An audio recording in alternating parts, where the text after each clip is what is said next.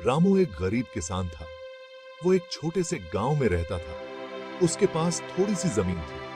रामू बहुत मेहनत करता था, लेकिन उसकी फसल अच्छी नहीं होती थी। वो बहुत परेशान रहता था। रामू के बच्चे भूखे सोते थे। उसे समझ नहीं आ रहा था कि क्या करे।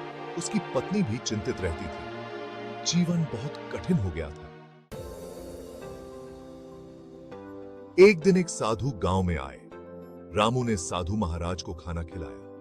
साधु ने रामू का दुहक समझा। उन्होंने रामू को बताया कि ज्ञान कितना जरूरी है। साधु ने कहा कि ज्ञान ही सबसे बड़ा धन है। साधु ने रामू को एक किताब दी।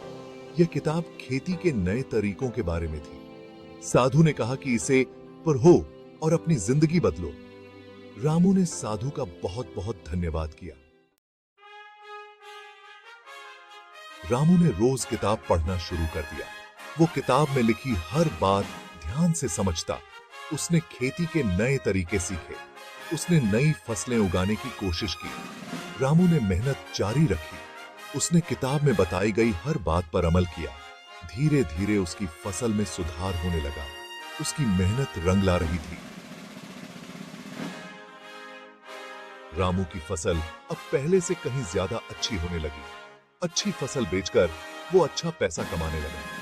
उसके परिवार को भरपेट खाना मिलने लगा। रामू ने अपने बच्चों को स्कूल भेजना शुरू कर दिया। पूरा गांव रामू की तरक्की देखकर one था। गांव वाले रामू से सीखने लगे। उन्होंने भी नई तकनीकों को अपनाया। धीरे धीरे पूरा गांव अमीर होने लगा। रामू ने साधु की बात को हमेशा याद रखा। वो जानता था कि ज्ञान बांटने से बढ़ता है। वो गांव वालों को भी किताब पढ़ने के लिए कहता।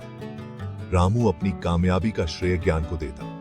उसने दिखाया कि ज्ञान ही सबसे बड़ी ताकत है। ज्ञान की मदद से हम अपनी जिंदगी बदल सकते हैं।